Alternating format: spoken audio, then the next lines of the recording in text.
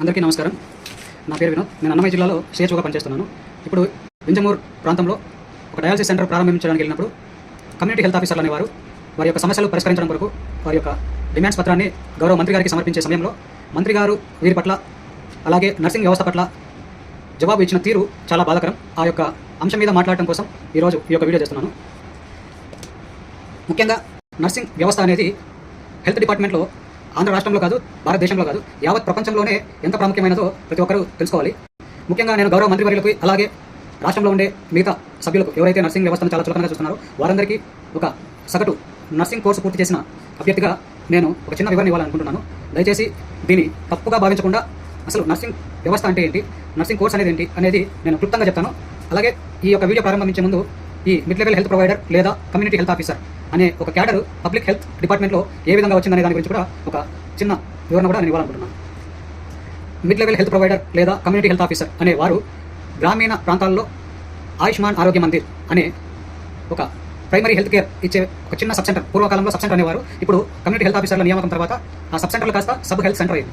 Sub health centre అనగా అక్కడ బేసిక్గా 12 టైప్ ఆఫ్ సర్వీసెస్ అనేవి అక్కడ ప్రొవైడ్ చేయాలని నర్సింగ్ వ్యవస్థలో ఉండే నర్సింగ్ గ్రాడ్యుయేట్స్ని అక్కడ నియామకాలు చేపట్టడం జరిగింది. అసలు ఈ నియామకాలు ఎలా చేపట్టారు? మిడ్ లెవెల్ హెల్త్ ప్రొవైడర్ అనే కాన్సెప్ట్ కేవలం ఆంధ్రప్రదేశ్లో కాదు, మన భారతదేశంలో కాదు, ఇది వరల్డ్ హెల్త్ ఆర్గనైజేషన్ ఏదైతే ఉందో, ప్రపంచ ఆరోగ్య సంస్థ అనేది, ఆ యొక్క వరల్డ్ హెల్త్ ఆర్గనైజేషన్ రికమెండేషన్స్తో ఈ యొక్క మిడ్ లెవెల్ హెల్త్ ప్రొవైడర్ అనే ప్రాజెక్ట్ని ఒక పైలట్ ప్రాజెక్ట్గా తీసుకొని ఇటలీ తర్వాత కొన్ని దేశాల్లో, ప్రపంచంలో ఉండే ఇటలీ కానీ, ఆఫ్రికా కానీ, ఏవైతే పేదరికంలో ఉండే దేశాలు, ఇలాంటి దేశాల్లో, కెనడాలో కానీ, మరి మారుమూలంగా ఉండే దేశాల్లో కానీ, ఉగాండా, జింబాబే, ఇలా కొన్ని దేశాలలో ఈ యొక్క మిడ్ లెవెల్ హెల్త్ ప్రొవైడర్ అనే ప్రాజెక్ట్ని ఒక పైలట్ ప్రాజెక్ట్గా తీసుకొని అక్కడ ఇంప్లిమెంట్ చేసి అక్కడ వచ్చే రిజల్ట్ ఈ యొక్క మిడ్ లెవెల్ హెల్త్ ప్రొవైడర్ని రిక్రూట్మెంట్ చేసుకొని గ్రామీణ ప్రజల్లో అక్కడే ప్రైమరీగానే ఒక హెల్త్ కేర్ ఫెసిలిటేటర్ ఉంటే ఏ విధంగా మన యొక్క ఆరోగ్య విషయాలు ఏ విధంగా ఆరోగ్యవంతంగా ప్రజల్లోనే అది ఒక దశలోనే ఏ విధంగా దాన్ని సరిచేసుకోవచ్చు అనే ఉద్దేశంతో ఈ యొక్క కాన్సెప్ట్ని తీసుకొని రావడం జరిగింది. WHO రికమెండేషన్స్తోనే భారతదేశంలో కూడా ఆ యొక్క సజెషన్స్ని భారతదేశంలో కూడా ఇంప్లిమెంట్ చేయాలని WHO గైడ్లైన్స్ ఇవ్వడము, అది భారత ప్రభుత్వం కూడా స్వీకరించడము. 2017 సంవత్సరం ఎన్ఎంసీ బిల్ 2017 సంవత్సరంలో మన భారతదేశ పార్లమెంట్లో ఆ యొక్క బిల్లు పాస్ అయ్యి అందరి ఆమోదంతో పాస్ అయిన తర్వాత ఆ యొక్క కాన్సెప్ట్ని మన భారతదేశం కూడా ఇంప్లిమెంట్ చేయాలని ఒక నిర్ణయానికి వచ్చారు. అప్పుడు మన భారతదేశంలో ఉండే సమస్య ఏంటంటే ప్రతి గ్రామాల్లో ఒక MBBS డిగ్రీ పూర్తి చేసిన ఒక డాక్టర్ని ఉంచడం అనేది చాలా కష్టంతో కూడిన విషయం. ఎందుకంటే మన దేశంలో MBBS పూర్తి చేసిన డాక్టర్ల కొరత చాలా ఉన్నది.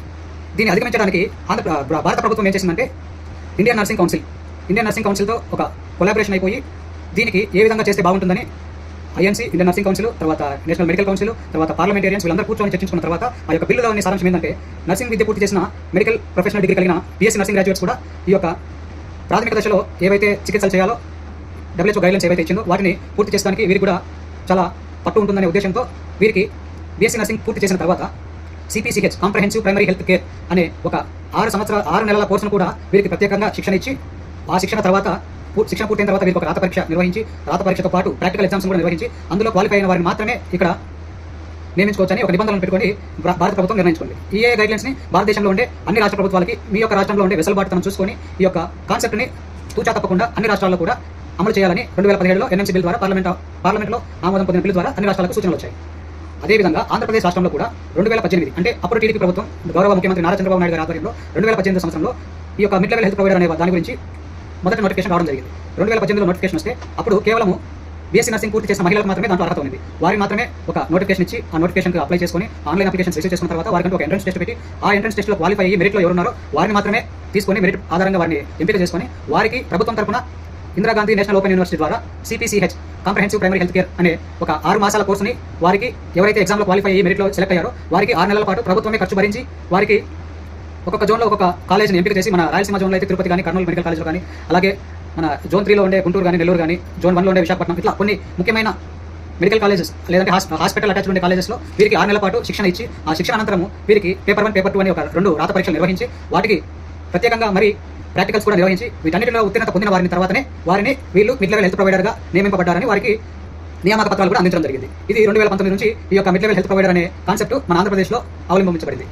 ఈ 2019 నుండి దశల వారీగా ఇప్పటి వరకు 2022-2023 సంవత్సరం వరకు దాదాపుగా 10,032 మంది community health officer, mid level health provider లేదా కమ్యూనిటీ హెల్త్ ఆఫీసర్లని ఆంధ్రప్రదేశ్ ప్రభుత్వం నియమించింది. వీరి యొక్క ముఖ్య ప్రాముఖ్యత ఏంటంటే ప్రతి గ్రామంలో కూడా పూర్వము 2017 సంవత్సరానికి ముందు సబ్ సెంటర్ అంటే ఆరోగ్య ఉపకేంద్రం అనేది ఉండింది. అక్కడ కేవలం ఏఎన్ఎం గారు ఒక 5,000 జనాభాకు ఉండి వారు టీకాలు ఇవ్వడంలో కానీ లేదంటే గర్భవతులు నమోదు చేయడంలో కానీ వీటి విషయాలు చూసుకుంటూ ఉండేవారు. ఇప్పుడు భారతదేశ సూచన ప్రకారం కానీ లేదంటే వరల్డ్ హెల్త్ ఆర్గనైజేషన్ సూచన ప్రకారం కానీ మిడ్ లెవెల్ హెల్త్ ప్రొవైడర్ లేదా కమ్యూనిటీ హెల్త్ ఆఫీసర్ గ్రామీణ ప్రాంతాలకు రిక్రూట్ చేసుకున్న తర్వాత ఈ యొక్క గ్రాడ్యుయేషన్ పూర్తి చేసుకున్న కమ్యూనిటీ హెల్త్ ఆఫీసర్ల ద్వారా 12 రకాలైనటువంటి ఆరోగ్య విషయాల గురించి లేదంటే ఆరోగ్య సేవల గురించి వీరికి వాటి మీద శిక్షణ ఇచ్చి వీరిని నియమించి వీరికంటూ సపరేట్గా ఇప్పటివరకు పబ్లిక్ హెల్త్ క్యాడర్లో ఇటువంటి క్యాడర్ లేదు, ఇటువంటి కాన్సెప్ట్ లేదు. ఇది కొత్తగా పబ్లిక్ హెల్త్ క్యాడర్లో వచ్చింది కాబట్టి వీరికి ఈ సర్వీసుల మీద పట్టు ఉంది. గ్రామాల్లోనే దాని ఏమైనా జబ్బులు వచ్చినప్పుడు వీరి ద్వారా ఆ 12 సర్వీసులు అందించడంలో టెర్షరీ కేర్ సెంటర్స్ కానీ సెకండరీ కేర్ సెంటర్స్ మీద కొంచెం బడ్డం తగ్గుతుందనే ఉద్దేశంతో సదుద్దేశంతో మన రాష్ట్ర ప్రభుత్వం కూడా వీరిని నియమించింది. ఆ 12 సర్వీసులలో యాంటీనేటల్ కేర్ కావచ్చు, పోస్ట్ నేటల్ కేర్ కావచ్చు, తర్వాత పీడియాట్రిక్ కావచ్చు, జీరియాట్రిక్ కావచ్చు, సైకియాట్రిక్ కావచ్చు, ఈఎన్టీ కావచ్చు, ఇలా ఆప్థాల్మిక్ కావచ్చు, లేదంటే డెంటల్ కావచ్చు, బేసిక్ ఫిజియోథెరపీ కావచ్చు, తర్వాత టెలికన్సల్టేషన్ కావచ్చు, ఇలా చెప్పుకుంటూ పోతే 12 నుంచి 14 రకాల ఆరోగ్య సేవలు అందించడానికి వీరిని గ్రామీణ ప్రాంతాల్లో నియమించి వీరికి ఒక నోటిఫికేషన్ ఇచ్చి నోటిఫికేషన్ ద్వారా మెరిట్ ఎవరికైతే మంచి మార్కులు వచ్చాయో ఆ కాంపిటీషన్ ఎగ్జామ్లో మంచి మార్కులు వచ్చి మెరిట్ ద్వారా వీరికి నియామక పత్రాలు అందించడం జరిగింది.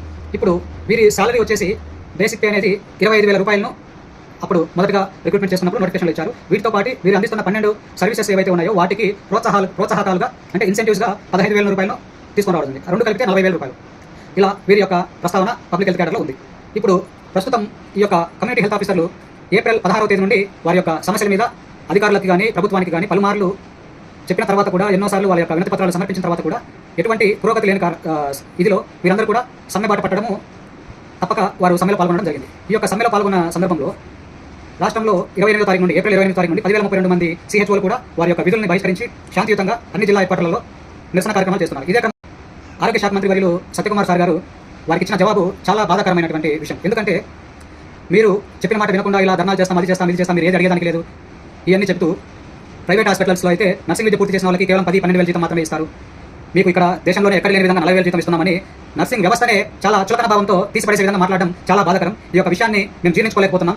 ఒక సాధారణ నర్సింగ్ విద్యను అభ్యసించిన నేను ఈ యొక్క మంత్రి గారు ఉచ్చరించిన మాటలను తక్షణమే వెనక్కి తీసుకోవాలని మేము వేడుకుంటున్నాము. లేదంటే ఈ యొక్క మీరు మాట్లాడిన మాటలు ఏవైతే ఉన్నాయో అవి మా నర్సింగ్ వ్యవస్థను, మా యొక్క ఉనికినే దెబ్బతీసే విధంగా, మా యొక్క ఆత్మస్థైర్యాన్ని దెబ్బతీసే విధంగా మీరు మాట్లాడము, మీరు అంత గొప్ప స్థానంలో ఉండి మీలాంటి వాళ్ళు మాట్లాడము చాలా బాధాకరమైనటువంటి విషయము. కాబట్టి గౌరవ మంత్రివర్యులు దీన్ని ఒకసారి పునరాలోచించుకొని మీరు ఎవరో అధికారులు చెప్పిన విధంగా కాకుండా మీరు దీని మీద సమీక్షించి ఎక్కడ 10,000 12,000 ఇస్తున్నారు అనేది కూడా మీరు ఒకసారి సమీక్షించుకుంటే బాగుంటుందని మా యొక్క చిన్న విన్నపం సార్.